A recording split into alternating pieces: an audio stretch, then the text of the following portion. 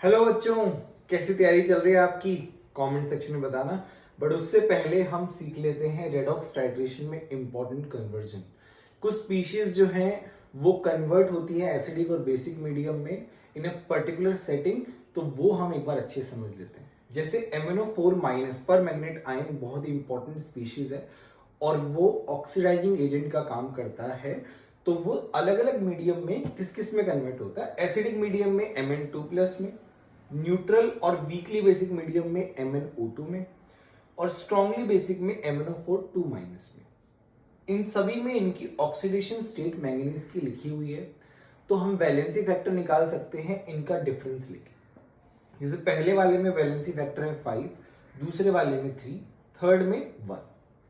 वैसे ही Fe2+ जब reducing agent की तरह काम करता है तो वो Fe+3 में कन्वर्ट होता है और वहां पे वैलेंसी फैक्टर होता है 1। नाउ H2O3 2- थायोसल्फेट आयन एक बहुत ही इंपॉर्टेंट स्पीशीज है।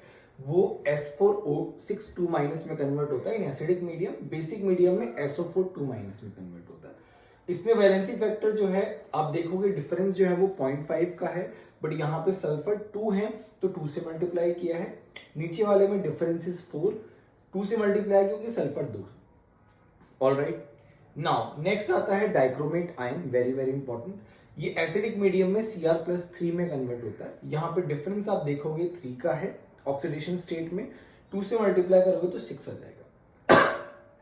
H2O2 जो है peroxide ion, when it acts as oxidizing agent, तो उस केस में H2O में कन्वर्ट होता है। आप देख रहे हो जब वो ऑक्सीडाइजिंग एजेंट की तरह काम करेगा तो वो दूसरों को ऑक्सीडाइज करेगा, खुद क्या होगा, रिड्यूस होगा। तो यहाँ पे -1 से -2 जा रहा है।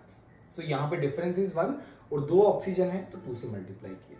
सिमिलरली H2O2 O2 में जा रहा है जब वो रिड्यूसिंग एजेंट की तरह है, मतलब दूसरों को रिड्यूस कर रहा है, खुद यहाँ पे देखोगे आप ऑक्सीडाइज हो रहा है। -1 से 0, तो डिफरेंस है 1 × 2 आ गया। तो ये हमने समझा रेडॉक्स टाइट्रेशन में किस तरह से कन्वर्जन होता है। ठीक है बच्चों, follow for more content, all the best.